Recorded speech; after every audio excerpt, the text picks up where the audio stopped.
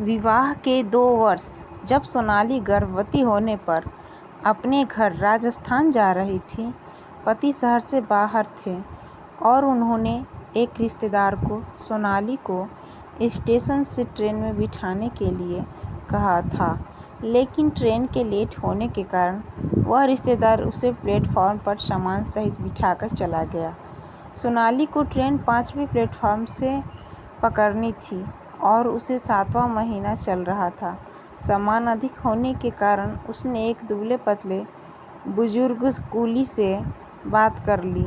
उस कूली की आंखों में पेट पालने की विवशता झलक रही थी। सोनाली ने 15 रुपये में तय किया और बैठकर ट्रेन का इंतजार करने लगी। 1.5 घंटे बाद जब ट्रेन आने की घोषणा हुई तो बुजुर्ग कूली कहीं नजर नहीं आ रहा था और दूसरा कोई कूली भी खाली नहीं था। रात के 12:30 बज चुके थे और सोनाली का मन घबराने लगा।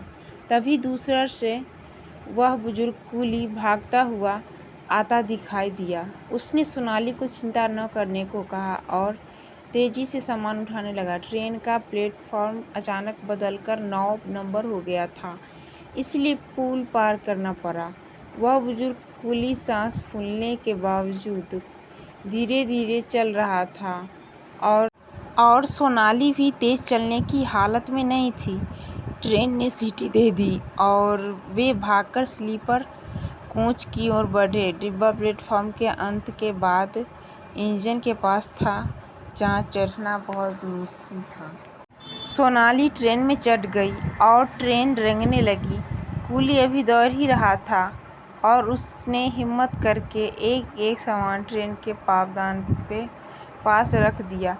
सोनाली ने हड़बड़ाते हुए 10 और 5 के नोट निकाले, लेकिन तब तक कूली की हथेली दूर हो चुकी थी। ट्रेन की रफ्तार भी तेज हो गई थी। सोनाली ने बेबसी से कूली की तरफ होती खाली हथेली और उसकी नमस्ते की मुद्रा देखी। उस बुजुर्ग की गरीबी, उसकी मेहनत और सहयोग सब सोनाली की आंखों में कौंध गए। उस घटना के बाद सोनाली ने डिलीवरी के बाद कई बार स्टेशन पर उस बुजुर्ग कूली की खोज की कोशिश की, लेकिन वह कभी दोबारा नहीं मिला। आज सोनाली जगह-जगह दान करती है, मगर आज तक कोई भी दान उस कर्ज को नहीं उतार पाया जो उस रात